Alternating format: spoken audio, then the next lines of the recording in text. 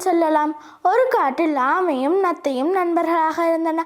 அவை இரண்டுக்கும் நீண்ட நாளாக ஒரு மனக்குறை இருந்தது. அது இவை இரண்டும் தாவி குதித்து ஓடவும் நடக்கவும் முடியவில்லை. அதுதான் இவையின் மனக்குறை. ஒரு நாள் இவை இரண்டும் நடந்து செல்லும் பொழுது ஒரு வெள்ளை நிற முயலை கண்டார்கள். அப்பொழுது முயலை நில் என்றது ஆமை. அப்பொழுது முயலும் நின்றது. நீ மட்டும் எப்படி இவ்வளவு வேகமாக தாவி குதித்து ஓடுகிறாய் என்றது நத்தை.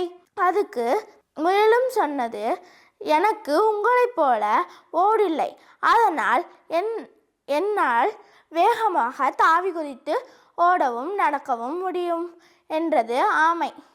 முயல் அப்பொழுது இவை இரண்டும் நாங்கள் என்ன செய்வது என்று கேட்டது.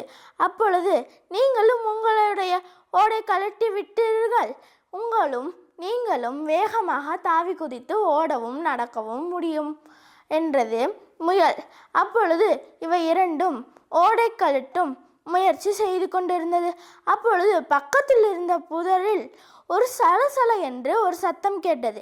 அப்பொழுது இவை இரண்டும் பயந்து கொண்டு ஓடிற்குள் சென்றது. சிறிது நேரம் கழித்து ஒரு ஓநாய் வந்தது.